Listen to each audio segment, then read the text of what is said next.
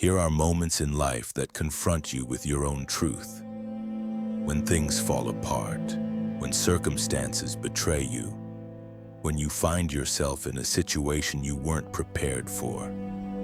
It's in these very moments that your destiny is decided. Some collapse, retreat, let things unfold as they may.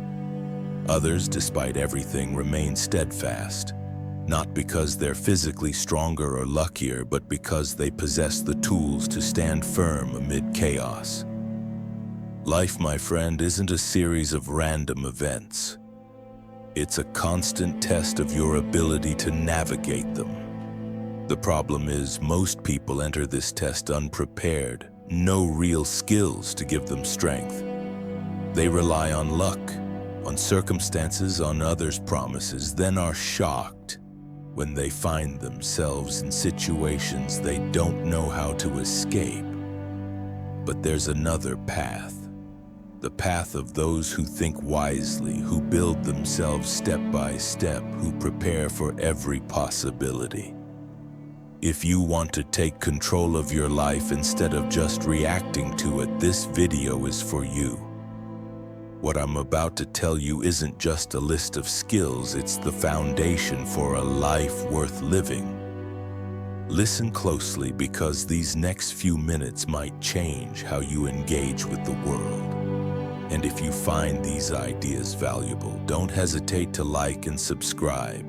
It helps get this content to those who need it. Now let's begin. Managing your money. Have you ever wondered why some people, no matter how high their income, always find themselves in financial crisis, while others, even with modest earnings, live in comfort and stability? The secret isn't how much you earn, it's how you manage it. Money is like fire. It can be a great tool if you know how to use it, but it can burn your life to the ground if left uncontrolled. The problem is, most people don't handle money consciously. They get swept up in emotional spending, in fleeting moments of false happiness. They buy things they don't need with money they don't have to impress people who don't care. The Stoic doesn't see money as an end goal, but they don't neglect it either. They know money is freedom, the power to choose rather than being forced into decisions out of necessity. Marcus Aurelius wasn't against money, but he was against letting it master you. Because the moment you desperately need money, you'll be willing to do anything to get it, even at the cost of your principles and dignity. Managing money isn't just about saving. It's knowing where to put it, how to invest it, how to make it work for you instead of you working for it your whole life. A true Stoic doesn't chase false luxury, doesn't buy things just to prove something to others. They ask, does this truly serve me? Does it improve my quality of life? If the answer isn't a clear yes, they don't need it. So don't let money control you. Be the one who sets the rules, who decides how to spend, how to invest, how to preserve. Because money, in the end, isn't the goal. It's the tool that gives you the power to live life on your terms, not someone else's. Patience. We live in a fast-paced world where everyone wants everything now, immediately, without waiting. People want overnight success, money without effort, to learn new skills in days, and for their problems to vanish the moment they decide. But let me ask you a simple question. When were great things ever built at this speed? Everything worthwhile in life requires patience. But the problem is, people think patience is passive waiting, sitting still, wishing things would improve. That's not patience, that's surrender. The Stoics understood that patience isn't just enduring time, it's working in silence, putting in effort without obsessing over the harvest. Marcus Aurelius put it plainly, don't rush the fruit before it ripens. Everything has its time, every action has its result. Success takes time. Becoming stronger takes time. Learning to control your emotions, mastering a new skill, building a life worth living. All of this requires patience of the kind that doesn't collapse at the first obstacle. Most people give up at the first setback, the first delay, the first time results don't match their expectations. But have you ever heard of anyone who became great by rushing? Look at nature. Everything grows steadily. The strong tree you see didn't become that way in a day or a week.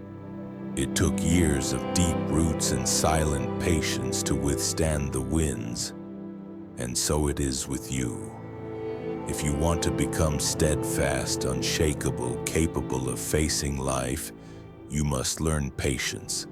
Not just patience with others, but with yourself. Don't expect to change overnight. Don't expect to reach the peak of wisdom in an instant. But if you persist, if you endure, if you learn to embrace the journey with all its challenges, you will arrive. Not because you're lucky, but because you understand something most don't. Great things come only to those who can wait without ceasing to work.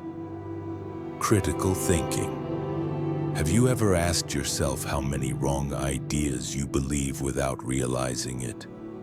How many decisions you've made just because everyone around you said it was the right one? How many things you've heard and accepted without question just because the speaker sounded confident or the source seemed reliable? The world is full of ideas, but not everything you hear is true. Not everything you read is fact. Not everything said to you is worth believing. The problem is most people don't question what's presented to them. They take it as is, like empty vessels waiting to be filled. But the Stoic thinks differently. Epictetus said, just because everyone believes something is true doesn't make it so. That sentence alone can make you stronger than 89% of people because it teaches you something simple but rare. Think for yourself. To think critically means pausing before you believe. It means asking, is this logical? Is there evidence? Is this idea based on facts or just emotion? It means not being swept away by flashy headlines, group opinions, or the emotions sold by media and people non-stop. It means recognizing that truth isn't always the most popular thing. It's the thing that requires investigation. If you don't think for yourself, others will do it for you. And when that happens, you won't be living your life.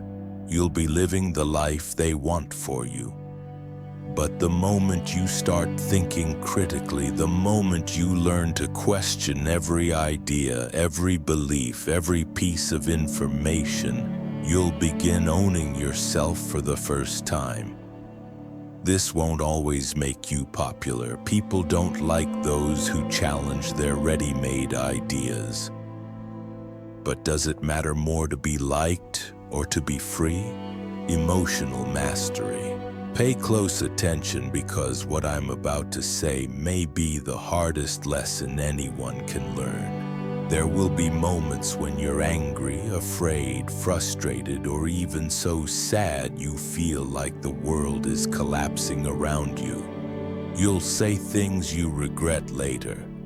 You'll make destructive decisions just because you couldn't control yourself in the heat of the moment, and you'll wish you had. The reason? You let your emotions drive you instead of you driving them. The Stoic doesn't allow this, not because they're emotionless, but because they understand emotions are like fire.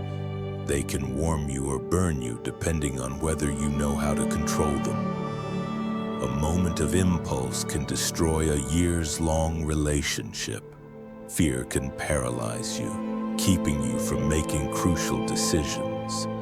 Grief can drag you into darkness with no way out.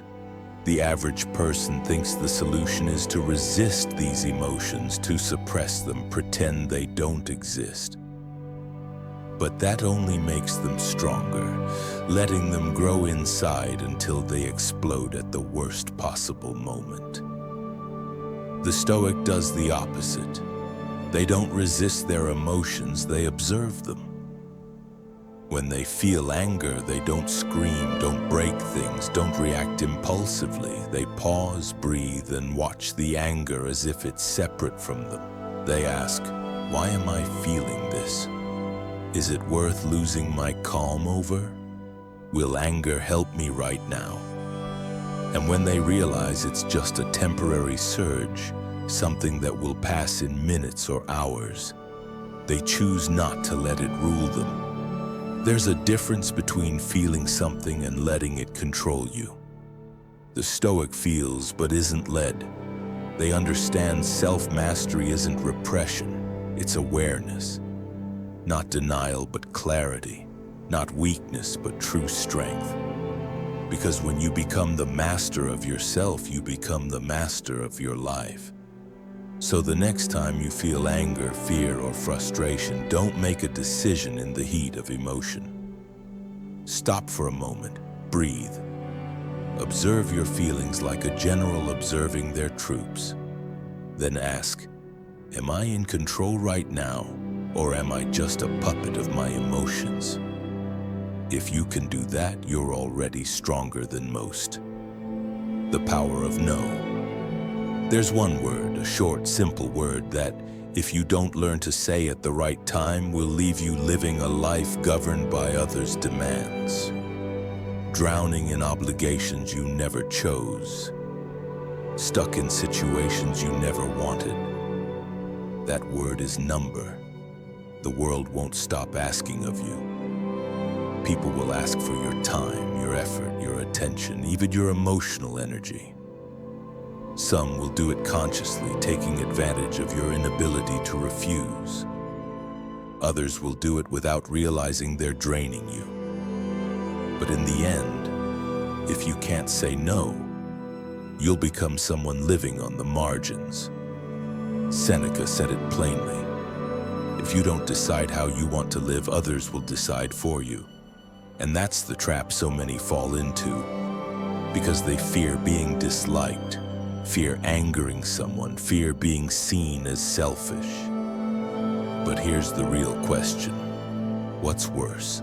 Living by your own will even if some reject you, or being accepted by everyone while losing yourself?